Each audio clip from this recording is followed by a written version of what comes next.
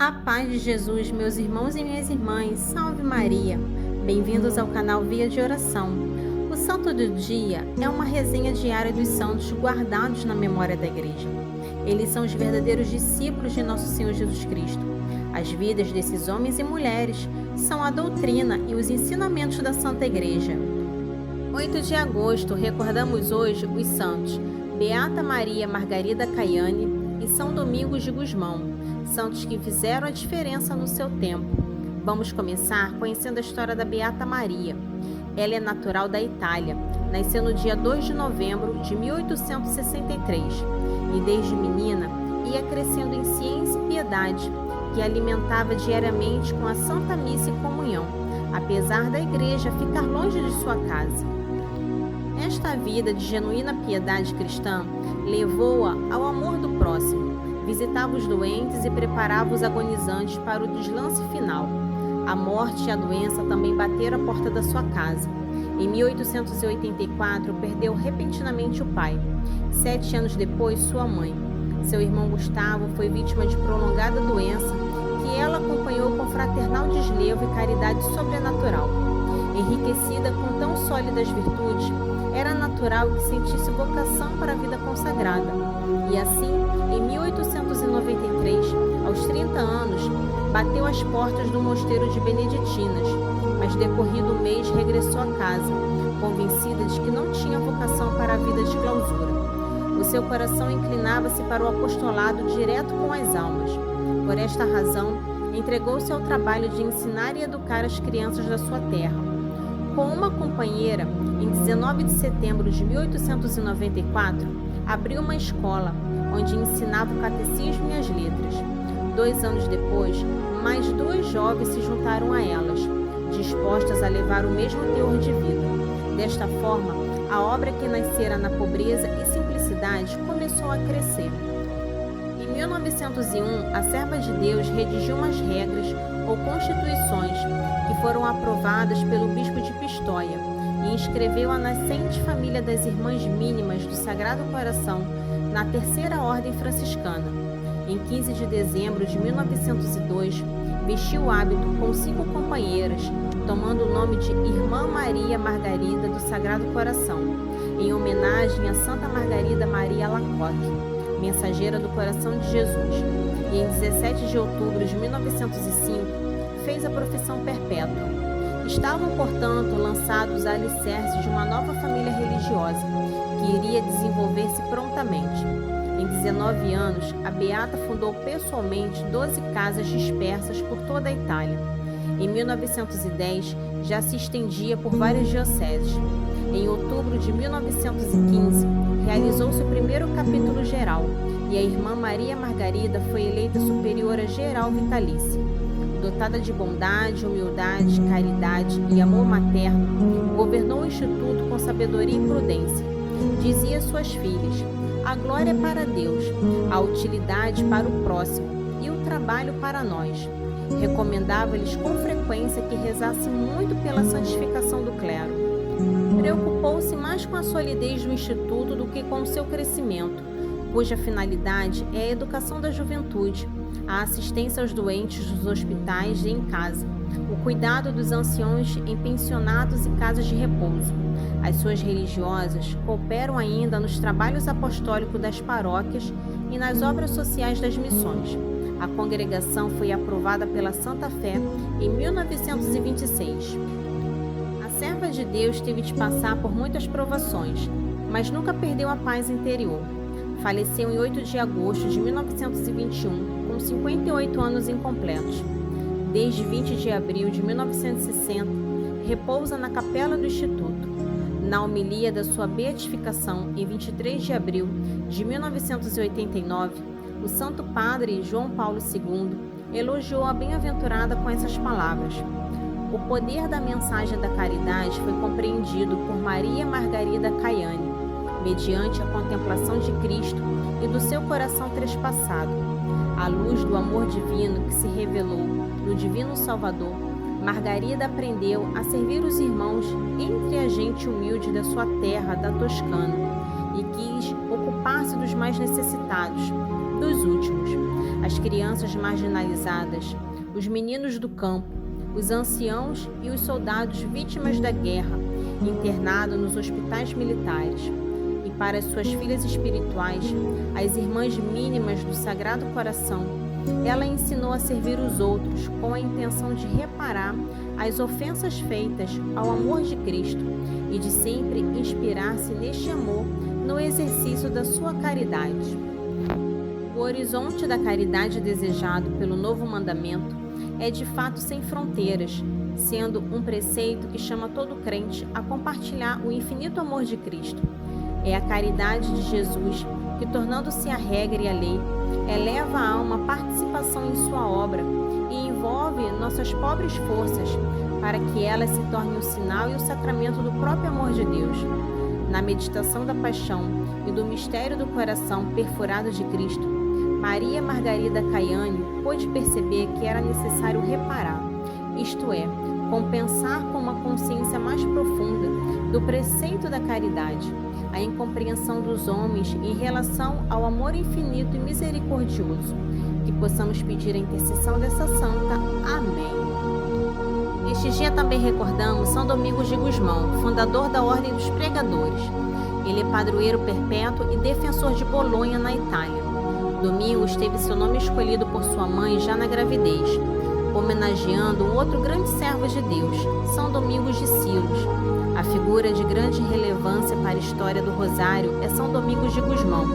Não quer dizer, porém, que ele tenha criado o instrumento.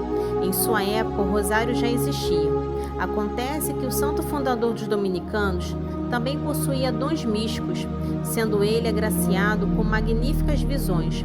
Numa delas, a própria Nossa Senhora lhe apareceu, apresentando o rosário como um importante objeto pelo qual muitos iriam, por meio de sua recitação, se converter. Domingos nasceu numa pequena vila chamada Caleruega, na região da Velha Castela, hoje Espanha. Era o dia 24 de junho de 1170. Filho de Félix de Gusmão e Joana Daza, pertencia a uma família rica, nobre e muito católica, tanto que sua mãe e um de seus irmãos mais velhos, chamados Manes, foram beatificados. Outro irmão chamado Antônio faleceu com fama de santidade. O nome Domingos foi escolhido por sua mãe durante a gravidez, em homenagem a São Domingos de Silos, a quem ela fez uma novena. No 7º dia da novena, este santo apareceu a ela e anunciou que o futuro filho viria a ser um santo. Domingos sempre foi dedicado aos estudos.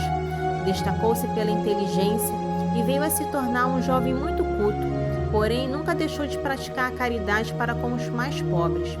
Na cidade de Calência, onde se formou, vendeu seus pertences, até mesmo os pergaminhos, que eram objetos caros usados em sua formação, para conseguir uma pequena quantia destinada a alimentar doentes e pobres.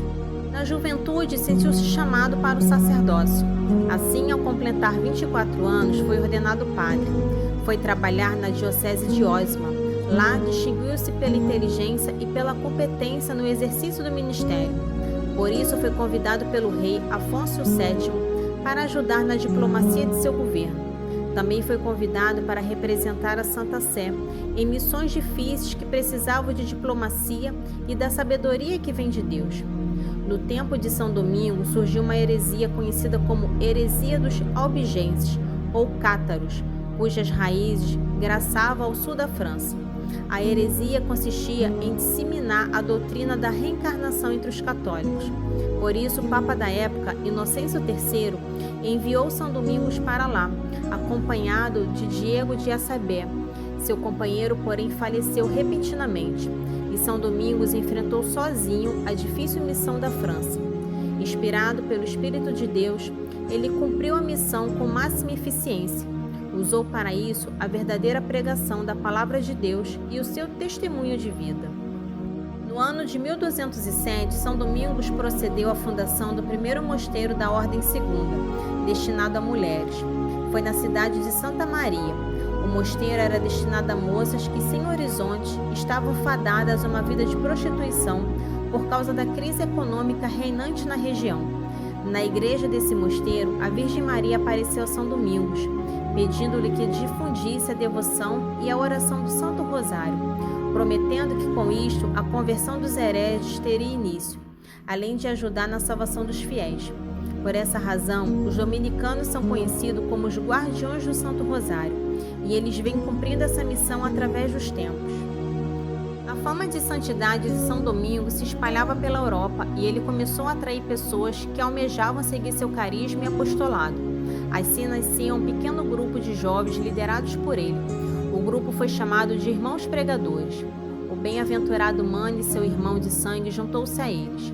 O movimento cresceu e São Domingos sentiu no coração que era preciso fundar uma ordem religiosa que oferecesse uma proposta nova de anúncio e vivência do Evangelho, adequada à sua época. São Domingos apresentou o projeto da Ordem dos Dominicanos ao Papa Inocêncio III. No mesmo ano, o Papa deu a ele sua primeira aprovação. Isso aconteceu durante o Quarto Concílio de Latrão. Um ano depois, o Papa Honório III deu à Ordem dos Dominicanos a aprovação definitiva. Na ocasião, o Papa deu a ela o nome de Ordem dos Frades Pregadores. Depois, por causa de São Domingos, eles passaram a ser chamados de dominicanos. Os membros da ordem passaram a ser vistos como homens sábios, austeros e pobres. Entre seus carismas, distinguiu-se por competência científica, o espírito de oração e temor de Deus, e a pregação muito bem fundamentada nas Sagradas Escrituras. Por isso, Ordem dos Pregadores ou Predicadores, e de fato os dominicanos se destacavam pelo poder da pregação.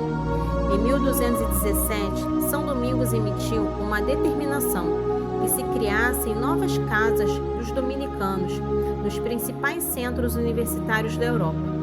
Na época, esses centros estavam em Paris e Bolonha.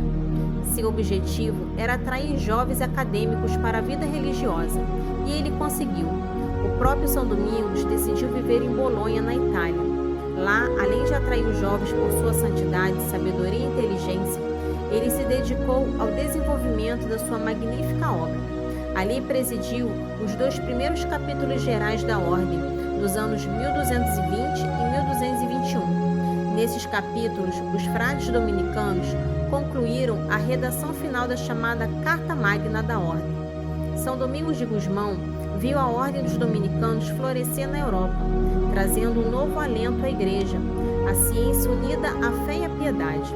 Os dominicanos se tornaram grandes pregadores que arrebatavam multidões e defendiam a fé católica contra heresias e desvios perigosos. Vendo sua obra no caminho certo, ele faleceu quando tinha apenas 51 anos, em 8 de agosto de 1221. A fama de sua santidade, os testemunhos dos que conviveram com ele e os milagres atribuídos à sua intercessão fizeram com que ele fosse canonizado apenas 13 anos após sua morte, através do Papa Gregório IX, que tinha sido seu amigo pessoal. Ele foi enterrado no interior da Catedral de Bolonha, onde é venerado no dia de seu falecimento. Após sua canonização, foi aclamado padroeiro perpétuo e defensor de Bolonha. A tradição nos conta que no ano de 1214, Nossa Senhora apareceu a São Gusmão e revelou o rosário como uma devoção poderosa para a salvação das almas e uma arma eficaz em combate à heresia, carta aos albigenses que assolava a Europa. Que possamos assim pedir a intercessão deste santo. Amém. Frase do santo: a verdadeira sabedoria está em conhecer-se a si mesmo, em reconhecer as próprias fraquezas e limitações. São Domingos de Gusmão. Para conhecer um pouco sobre a vida dos santos, se inscreva no canal, curta e ative o sininho para receber as notificações. Os santos são obras-primas de Cristo e nos levam por suas preces a Deus. Oração do dia. Ó Deus, que os méritos e ensinamentos de São Domingos venham em socorro da vossa Igreja, para que o grande pregador da vossa verdade seja agora nosso fiel intercessor. Por nosso Senhor Jesus Cristo, vosso Filho, na unidade do Espírito Santo. Amém. São Domingos de Gusmão, rogai por nós, e que a beata Maria Margarida Caiane também rogue por nós. Amém.